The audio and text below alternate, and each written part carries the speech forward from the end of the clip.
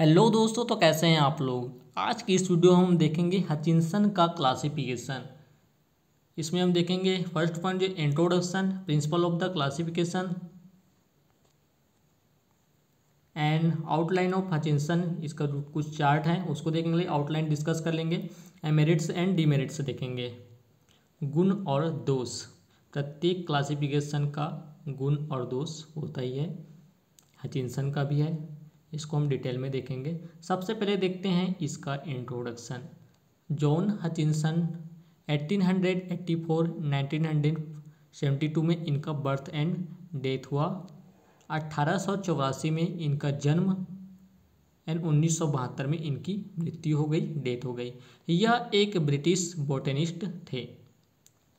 इनका classification Bentham and Hooker and बेसे की क्लासिफिकेशन पर डिपेंड करता था। जनरली ये साइंटिस्ट रॉयल बोटेनिस्ट गार्डन से एसोसिएटेड थे, जो कि इंग्लैंड में स्थित है। इन्होंने अपने वर्क को the families of flowering plant के अंदर प्रेजेंट किया, जहां पर इन्होंने 2 वॉल्यूम निकाले। फर्स्ट वॉल्यूम 1926 में, जो कि डाइकोटिलेडोन्स के लिए, द्विबीजपत्री के लिए था। सेकंड वॉल्यूम 1934, जो कि मोनोकोटिलेडोन्स के रिस्पेक्ट में था। इसके बाद देख लें प्रिंसिपल ऑफ दिस क्लासिफिकेशन। इतना आप कर सकते हैं, इंट्रोडक्शन में काफ़ी इजी है, इतना तो आप आराम से लिख सकते हैं। इसके बाद देखते हैं इसका प्रिंसिपल क्लासिफिकेशन का। Aquatic plant, land terrestrial plant पर रहने वाले प्लांट से उत्पन्न हुए हैं, ये इनका कहना था। सेप्रोफाइटिक, पैरासाइटिक, एपिफाइटिक प्लांट बहुत ही रिसेंट होते हैं। ट्रीज एंड सर्ब्स को हर्ब से मोर प्रिमिटिव माना गया है। यूनिसेक्सुअल फ्लावर जो है वो बाइसेक्सुअल फ्लावर से मोर प्रिमिटिव होते हैं। मतलब एक लिंगी जो फ्लावर है वो बाइसेक्सुअल फ्लावर से मोर प्रिमिटिव है, यहाँ पे ये बताया गया है। गेमोपेटली जो है वो पॉलीपेटली से अधिक एडवांस्ड है। सबको पता है ये कि गेमोपेटली क्या होता है, पॉलीपेटली क्या है। पॉलीपेटली जो गेमोपेटली क्लासिफिकेशन में इन्वॉल्व किया जाता है प्रत्येक क्लासिफिकेशन में, तो सबको पता होगा। जाइगोमॉर्फिक फ्लावर जो है एक्टिनोमॉर्फिक फ्लावर से अधिक एडवांस्ड है। Simple leaves are more primitive compound leaves, जो सिंपल लीव्स जो होते हैं वो कंपाउंड लीव्स से मोर प्रिमिटिव होते हैं। Solitary flower is more primitive than inflorescent flower. Spirally imbricate flower के जो पार्ट्स हैं वो मोर प्रिमिटिव माने गए हैं ओरल एंड वाल्वेट अरेंजमेंट से। Aggregate fruit are more evolved than single fruits. यहाँ पे एक बात मैं बताना भूल गया, अगर आपको ये हैंडराइटिंग समझ में नहीं आ रहा है तो अक्सर ये होता है कि मैं PDF फॉर्म में अगर नोट्स को प्रोवाइड कराता हूँ तो HD में दिखाई नहीं देता है, तो आप लोग स्क्रीनशॉट लेंगे या फिर वीडियो में अगर क्लियर नहीं ही दे रहा होगा तो आप इसके जो क्वालिटी है उसको आप इंक्रीज़ कर सकते हैं। 720p में देखेंगे तो शायद हो सकता है कि आपको अच्छे से दिखाई दे, या 1080p में भी देख सकते हैं। आगे बढ़ते हैं। Aggregate fruits are more evolved than single fruit. ऐसे फ्लावर जिनमें असंख्य स्टामेन हैं वो उनसे कई ज़्यादा प्रिमिटिव हैं जिनमें बहुत ही कम संख्या में स्टामेन हैं। Endospermic seed with small embryo जो है वो अधिक प्रिमिटिव होता है। एंडोस्पर्मिक सीड जिसके पास लार्ज एम्ब्रायो होता है। उसके बाद आगे देखते हैं। एपोकार्पी प्रिमिटिव होता है सिनकार्पी से। कंप्लीट फ्लावर अधिक प्रिमिटिव होता है इनकम्प्लीट फ्लावर से। आगे देखते हैं। इवोल्यूशन अपवर्ड एंड डाउनवर्ड दोनों डायरेक्शन में हो सकता है। एक टाइम में प्लांट के सभी पार्ट में इवोल्यूशन होना जरूरी नहीं है। अब यहाँ पे क्या बोला जा रहा है कि इवोल्यूशन जनरली कंसिस्ट होता है, ठीक है, और मोनोकोट डाइकोट, यहाँ पे भी इन्होंने दोनों में डिफरेंस बताया गया है कि जो डाइकोट्स होता है वो मोनोकोट से प्रिमिटिव होते हैं। पॉलीकार्पी प्रिमिटिव है मोनोकार्पी से। अब इसका आउटलाइन ऑफ हचिंसन क्लासिफिकेशन का एक हम लोग आउटलाइन चार्ट देख लेते हैं। यहाँ पे इन्होंने फ्लोरिंग प्लांट्स को 2 फाइलम्स में डिवाइड किया है। क्या क्या है भाई, जिम्नोस्पर्मी है और एक एंजियोस्पर्मी। फिर जिम्नोस्पर्मी को इन्होंने डिवाइड तो नहीं किया है, एंजियोस्पर्म को इन्होंने अलग क्लासिफिकेशन करते हुए फिर से डिवाइड किया है सब फाइलम में। यहाँ पे सब फाइलम है डाइकोटिलोडोन्स और मोनोकोटिलोडोन्स। अब डाइकोटिलोडोन्स में थोड़ा सा देख लेते हैं।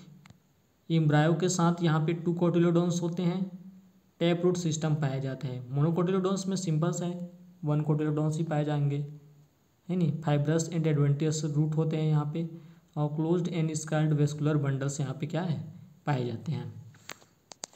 अब डाइकोटिलोडोन्स को यहाँ पे डिवीज़न में डिवाइड किया है इन्होंने, लिग्नोसी और हर्बेसी। यहाँ पे लिग्नोसी जो है वुडी प्लांट यहाँ पे पाए जाते हैं। अब इसको इन्होंने 54 ऑर्डर में डिवाइड किया है, मैग्नोलियल्स से वर्बेनेल्स तक।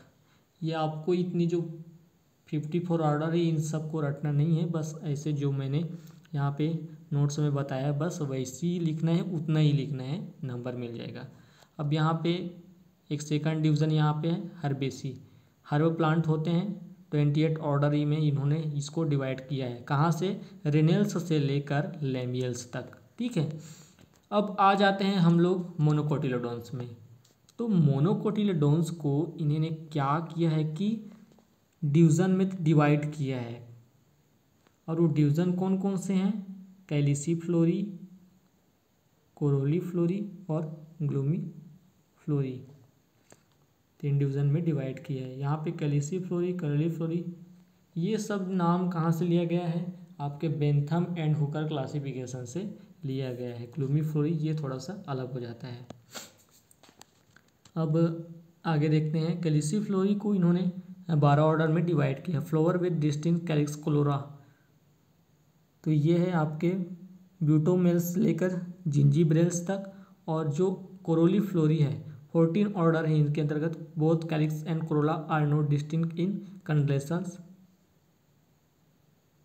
ये आपका है बिलियल्स से लेकर ऑर्किडेल्स तक, सॉरी ये बिलियल्स नहीं है, लिलियल्स है। मेरे को पहले से लग रहा था, यहाँ पे कुछ मिस्टेक है करके, यहाँ पे आप लोग भी ऐसे ही समझ जाएंगे। ये लिलियल्स है ना, लिलियल्स से ऑर्किडेल्स तक, ठीक है। अब ग्लूमीफ्लोरी में चलते हैं, तो इसके अंतर्गत 3 ऑर्डर हैं, पेरिएंथ्रोडूस रिप्रेजेंटेड बाय रोडिक्यूल्स। यहाँ पे जनकेल्स से लेकर ग्रेमिनेल्स तक, ठीक है। मेरिट्स एंड डीमेरिट्स देख लेते हैं। मेरिट्स, मोनोकोट को डाइकोट के बाद रखा गया है, ठीक है। जो मोनोकोट है उनको डाइकोट के बाद रखा गया है। जिम्नोस्पर्म को एक अलग ग्रुप माना गया है, और जो ग्रेमिनी जो फैमिली होती हैं उनको मोस्ट एडवांस फैमिली माना गया है।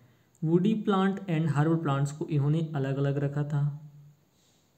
इस क्लासिफिकेशन में मोनोकोट एंड डाइकोट को अलग अलग रखा गया है। ये जो फाइलोजेनेटिक सिस्टम और क्लासिफिकेशन है ये प्लांट के नेचुरल कैरेक्टर्स पर आधारित है, बेस्ड है। डीमेरिट्स देख लेते हैं, इसकी जो कमियां हैं उसको देख लेते हैं, या फिर दोष। यह लॉन्गेस्ट क्लासिफिकेशन है। अब लॉन्गेस्ट क्लासिफिकेशन मतलब इसका स्टडी करना थोड़ा सा क्या है, डिफ़िकल्ट हो जाता है। जॉन हचिंसन ने 411 फैमिलीज़ को क्लासिफाइड किया है, जिन्हें स्टडी करना बहुत मुश्किल है। जॉन हचिंसन ने अपने क्लासिफिकेशन में जितनी भी फैमिलीज़ आई हैं इन्होंने सभी सीड्स को क्लासिफाइड नहीं किया है।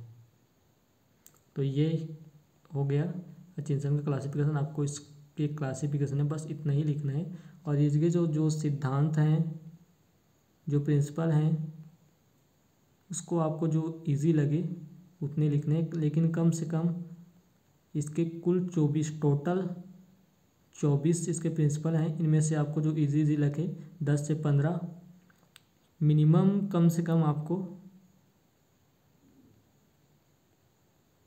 10 से 15 प्रिंसिपल तो लिखना ही होगा, ठीक है। धन्यवाद, फिर मिलेंगे अगले क्लासिफिकेशन में। अगला क्लासिफिकेशन हमारा रहेगा इंग्लैंड प्लांटल। धन्यवाद।